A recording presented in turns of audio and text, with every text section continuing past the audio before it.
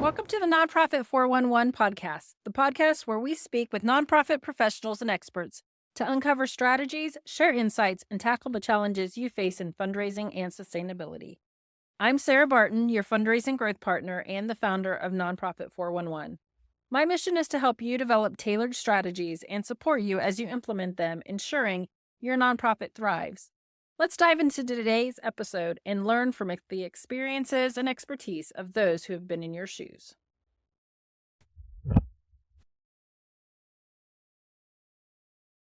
Hello, welcome to this week's Nonprofit411. I'm Sarah, your host, and I am so excited to be with you today. Today, we are joined by DeaRonda Harrison, president and founder of June 1st Firm. Welcome. Hi, welcome. Thanks for having me. Yes, I'm very excited to have this conversation. There are some similarities in our background that I hope we can explore. So I always start my podcast with my favorite question, which is, what is your favorite hobby? I always struggle to answer this question because I'm like, I feel like I work too much, but I do have things that I enjoy doing. I love going to concerts, shows. I like small venues. So I do like going to see, I'm an R&B girly, and then I also love to travel, of course, anywhere tropical, anywhere warm, especially right now. I do love to try to get away at least a couple times a year. Oh, that's good. That's good. Yeah, I used to work. I definitely am a recovering workaholic, so I can understand that being the primary hobby. And sometimes I fall into that habit again, but I think it's really important to have a good work-life balance. So Yeah.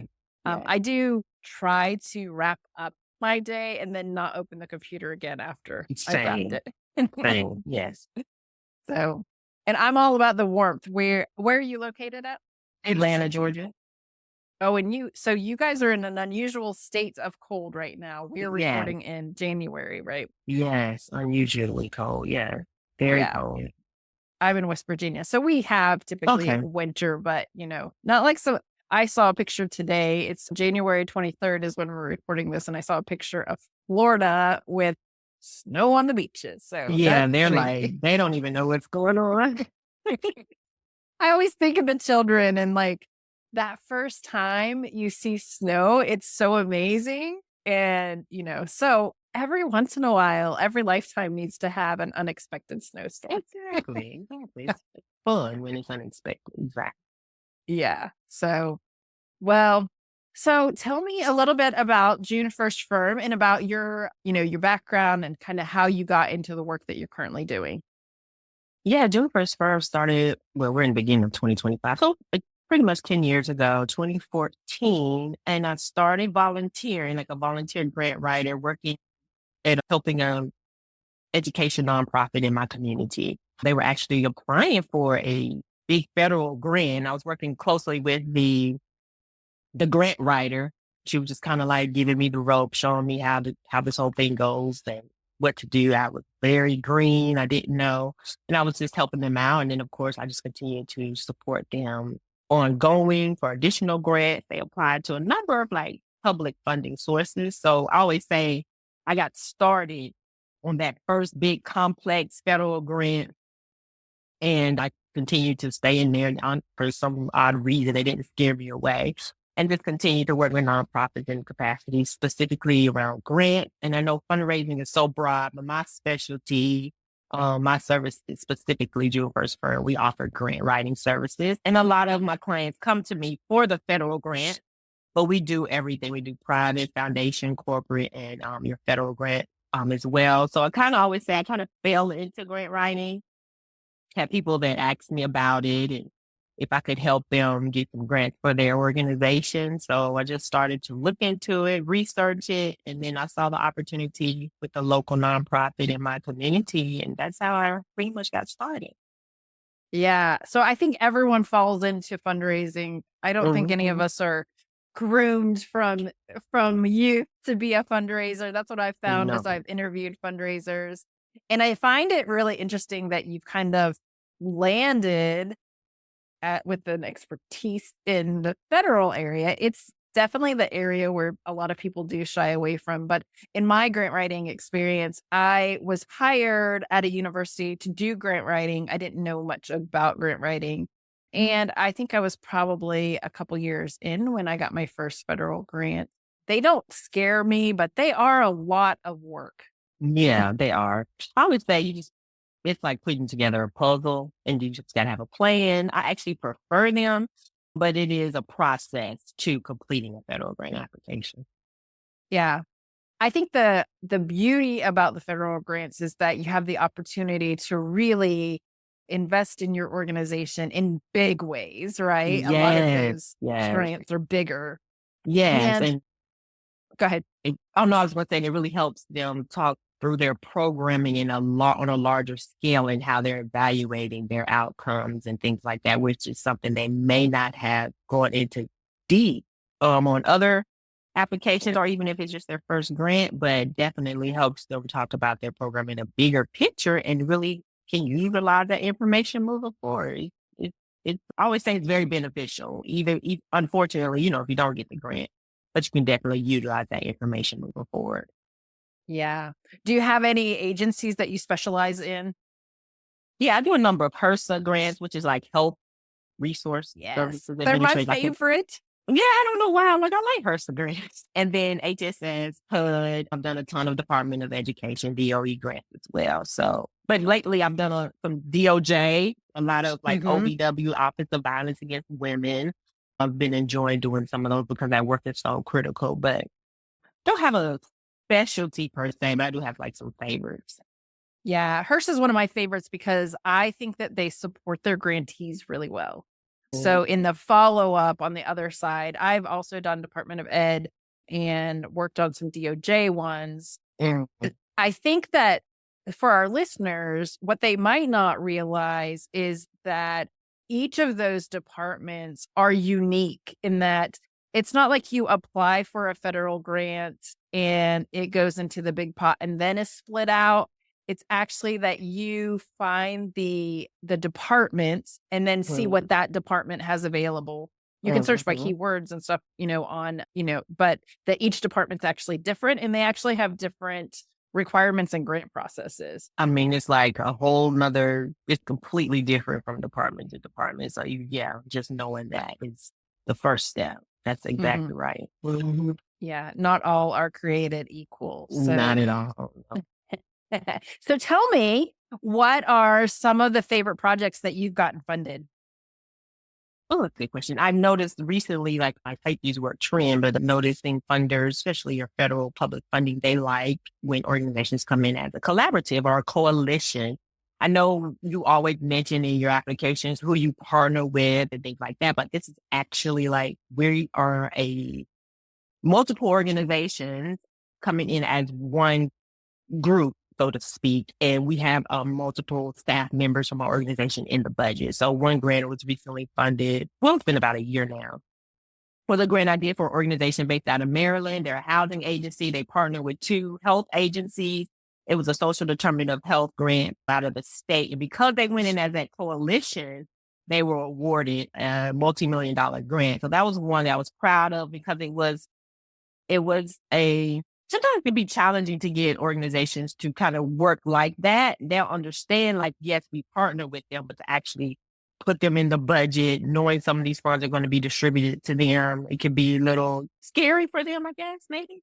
So I'm proud of that and just really helping other organizations understand, like, it's okay to work together, even though they say they know that and they understand that. Sometimes when it actually comes down to it, it could be a bit challenging for them. So that was one and it was nice to see that they understand that, there are all these different reasons people aren't in housing or they're experiencing homelessness because of their health or because of not having a job. Like all of these different reasons, not having access to food is hindering them from housing, and then not having housing affects their health. So it was just nice to know that government supported that, understood that, and actually funded that work. I see the same thing. And that's another reason I love HRSA is because I've gotten to attend several of their conferences. And they are such promoters of organizations working together well. And I think that the average person may not realize how much effort the federal government does put into trying to get organizations to maximize their impact by working together. And I love what you just said about making sure organizations are funded together, right? And it is Yes. hard. Someone has to Yes. be willing to take a little bit of a risk.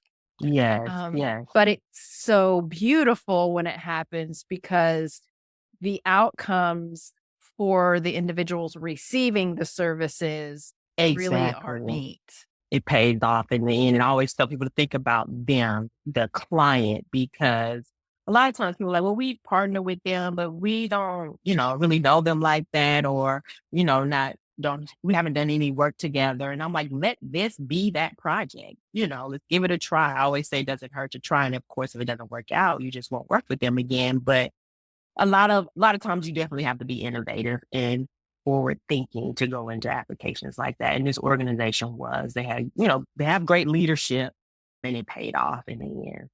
Mm-hmm.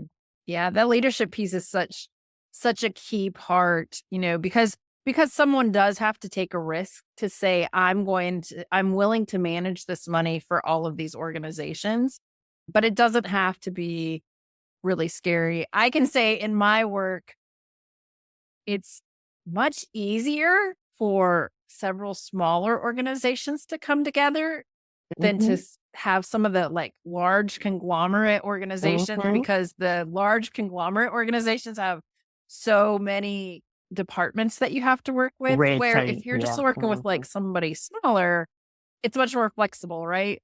Exactly. That's actually a very good point. I'm glad you said that. The smaller nonprofits coming together, especially when you know you're smaller and you may not be ready for that big federal grant, definitely partnering with going in as a coalition with other nonprofits can definitely increase your chances of success. So that's a very good point too. Yeah. So what other observations do you have about organizations and grant writing that you would like to share with our listeners? I just find that a lot of times they struggle with not only talking about their work, but the point I always say, so what? Like, you're doing this great thing, you're serving children, or you're helping seniors, or you're helping women that have been victims of sexual assault. You're like, well, duh, common sense. You want to help these people, but you're always having to prove the reason why you're doing it, really showing the statistics in your region, in your area, how they're, really, I hate to say bad, but they have very bad statistics or very poor reflection on people that you're serving and their lack of access to resources. So really highlighting that in every grant has the area where you talk about your need, that what I call the need statement or the problem statement, really talking that up to show that there is a problem, a true problem. Just making sure that that's being communicated, because you may know that, but a lot of times it may not be communicated. Just saying, once you get that data, just repeating it over and over again in your grant applications. And then also how you're evaluating your program. I see a lot of nonprofits don't even talk about that at all in their grant application. So how you're evaluating your programming, how you know that it's making a difference, what feedback are you collecting from clients, if it's like human services, what items are you, collecting, what tools are you utilizing? So I see that those are some areas a lot of nonprofits struggle with. So really talking about your need and the impact, and also like your evaluation of your programmatic services. Yeah. And I think that grant opportunities are such a great opportunity for organizations to bring in outside consultants, like bring in people to help you, because you don't have all the skills, or even if you do, and this is the thing, even if you do have the skills or you could figure it out, it can be really, really meaningful to have someone from the outside lay fresh eyes on your organization. And so, yes. Yeah. So these big grants allow us to do that. And I think it is helpful for organizations to be really thoughtful about doing that, because yeah.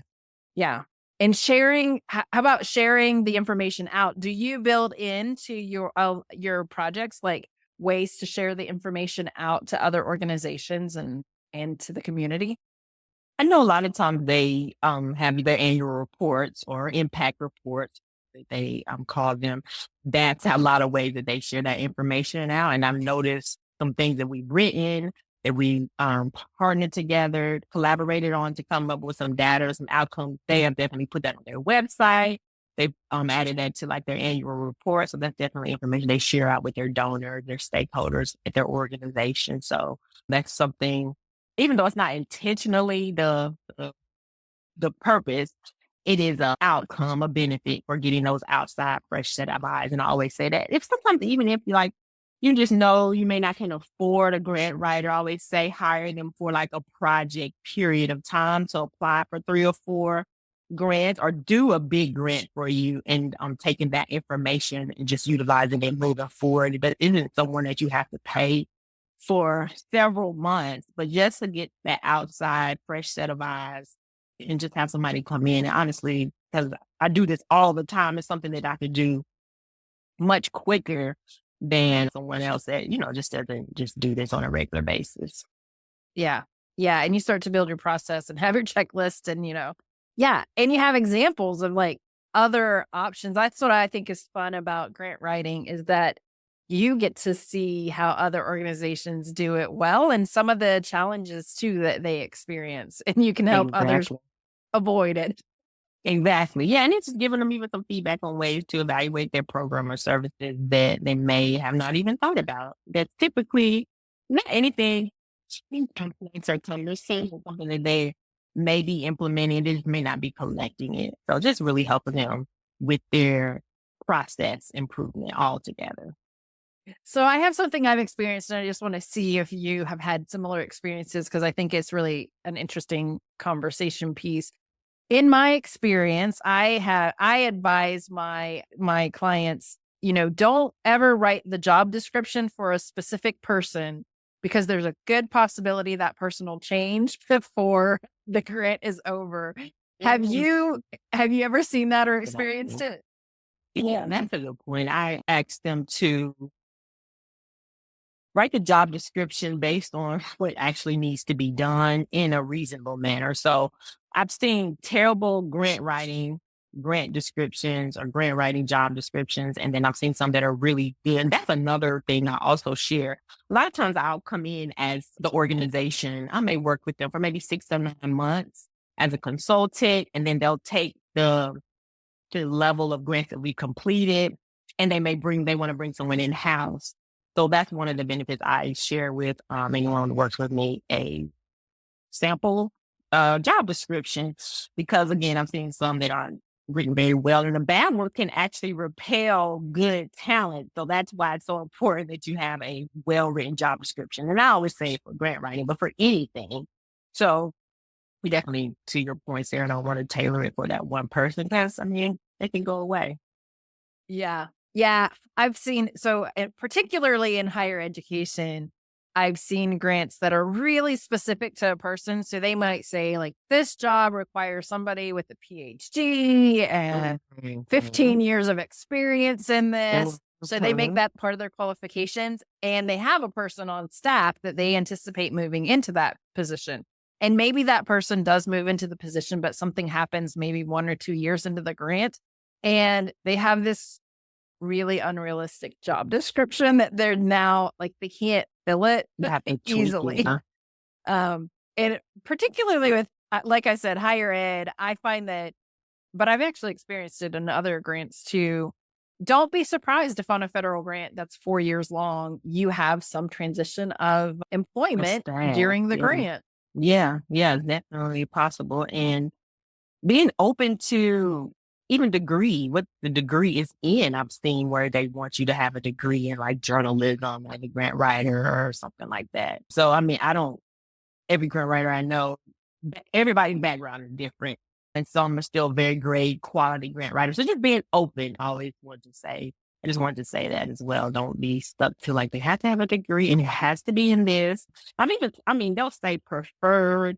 And then I've also seen like they want you to have a degree in this specific area. Yeah. Yeah. I think preferred is definitely language to consider. I think another area when it comes to federal grants, and I don't know how much you work with recipients after they've received the grant, so you can tell We me, do but you do. reporting, management. Yep. So another area I've seen in grants is that people are really afraid to ask for budget changes. And sometimes budget changes are necessary. And what is your experience when you actually need a budget change from the funder's perspective? How does the funder feel about doing budget changes? Yeah, the budget. I mean, I've had that happen a number of times. And once you just communicate it to the funder, you tell them what you want, the reasoning, they've never come back and said no. So I always say it's okay. They're people. They want you to communicate with them. They want you to share challenges.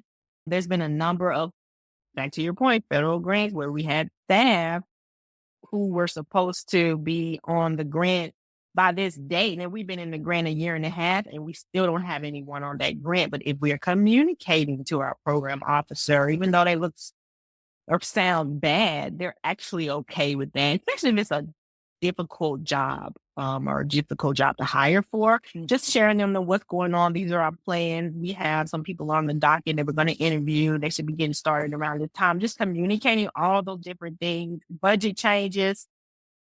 I've never had anyone just completely say absolutely no. Once we communicated and share what we would like to update the budget to, they always approve it. Yeah, I think that's so helpful for our listeners to hear because I agree. I actually find that the funders are very appreciative that you're not spending the money on something you don't really need and you're actually reallocating it to something you need more or differently, right? Because sometimes these grants take a long time to be funded. That's another thing. Like sometimes the grants take a long time to be funded and Things change. your things change, right? Yeah. So I'm glad that you have had that experience too, because I do find that grantees should not be afraid of communicating with funders about changes at their organization. In fact, grantors or funders really want to hear that stuff and they value that. Tell me what your experience is like. How much do funders like to hear about the grant project? Is it like once in the lifetime of the grant or how do they prefer to be communicated with? Yeah, they prefer communication. Of course, they don't want you contacting them every day, but just Yeah. updates, especially if it's a federal grant, it's multi-year, once a quarter. You'd be surprised, a quarter rolls around pretty quickly. But just giving them updates on that. And even with some of those federal grants, they require quarterly reporting. So that is your way to update them. Going back to your point with like changing budget, we may even seem like we wanted to hire like a coordinator, but our team has been coming together, essentially doing the job of a coordinator, just different staff people. We all know nonprofits, a lot of times they're wearing multiple hats of staff people.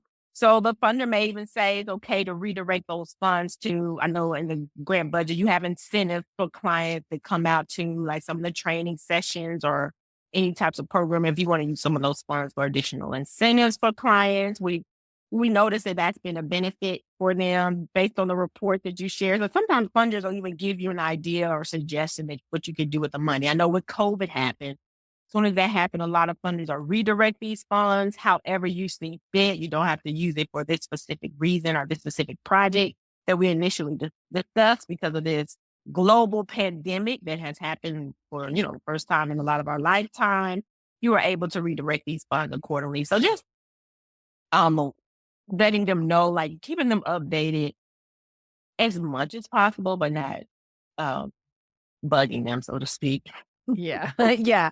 But I think you're right. I think the reports they're not looking for opportunities to say, I gotcha. They're looking for opportunities to brag on you, right? Exactly. Yeah. And It's your chance. It's your opportunity to share. And I stress like challenges as well, telling them the things that are, you're challenged with, and whether that's hiring staff, whether that's not feeling like you would meet the goals or objectives, that you just tell them that and the reason why it's okay. Yeah. Yeah. And what I've learned, so one of the reasons I love HRSA is because I've gone to DC several times to, attend some of their conferences, which is amazing. And there's so much innovation around the country. But what I've learned is how much those departments love to brag on you, right? As the grant recipient. So they're looking for opportunities to brag on you, just like we look for opportunities to brag on our clients. Absolutely. That's a good point. I definitely have the team on those HRSA conferences. But yeah, that's awesome that they want to do that. So yeah. Yeah. Yeah. They do brag on their people. It's so awesome. And last year when I went to an RCOR conference. It was really neat because they actually brought in like the different departments and talked about like how they all how they were separate and how they shared information across it, because we think that it's very direct. We, in our heads, they all are linked together, but in reality, they actually work in, different buildings in different towns, Exactly. in different offices. And so they're looking for, and they take our pictures and they take our stories and they take the data that we send and they present it before Congress. And I'm like, wow, that's cool. Oh, wow. So it is really neat to see, just that this is the way that they invest in the people. In their people. Exactly. Yeah. Yes. So it's really awesome. Well, so can you tell us, DeaRonda, like where people can reach you or how they can get a hold of you if they'd like to interact with you? Yes, you can definitely connect with me on LinkedIn. I'm pretty active on there. DeaRonda Harrison, DeaRonda, or you can visit my website, junefirstfirm.com, JUNEFIRSTFIRM.com, and check out services that we offer. We work with a lot of clients on monthly retainers so that they don't have to worry about grants and they just know that that's been taken care of. But happy to connect with you on LinkedIn. Feel free to send me a message and let me know that you heard me on Nonprofit411. Thank you. And do you have any last pieces of advice that you'd give anyone about grant writing or about other services, related to what you do? Yes, I always like to tell people that grants are not your first way of bringing in funds for your organization. I know a lot of people are like, I got my 501c3, so let's start applying for grants. Just understanding that it is a process. They want to see that your organization has impact and financials and have financial stability and that you have multiple streams of revenue coming in for your organization. That's another question on grant applications, like how are you going to sustain this program once these grant funds go away and your answer should be apply for more grants. So definitely think about other ways to bring in funds for your organization and then utilize those streams, leverage that to apply for a grant. Grant should not be your first revenue stream for your organization. Now, of course, there may be a funder that may want to support your work that you're doing. Of course, absolutely, you want to take advantage of that, but don't let that be your first line of defense and just like, oh, we're ready to apply for grants. So just understand that it is a process and grants take time. HRSA, I think they took 7 months to respond. The Department of Education grant we were waiting on took about 6 or 7 months. So it's not a quick win or to even know that you won. So it definitely is a process. So just something to think about. Amen, amen, amen. All of that. That's why Nonprofit 411 exists, because grants are part of a larger strategy. So we help organizations develop that larger strategy and make sure they're taking advantage of all the funding streams available to nonprofits. So thank you for reiterating that for our listeners. And thank you so much for being on the show today. I've really enjoyed it. Absolutely. It was great talking about grants. I could talk about it all day. Yeah, me too, probably. So, well, thank you so much. And to our listeners, we hope you join again next week. Have a great day. Bye.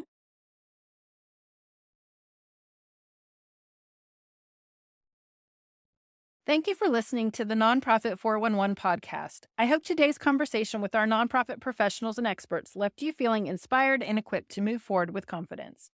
If you're ready to build a customized fundraising strategy or want support as you implement it, Nonprofit 411 is here for you. Visit nonprofit411.org to learn how we can partner with you. Until next time, keep working towards your mission. You've got this.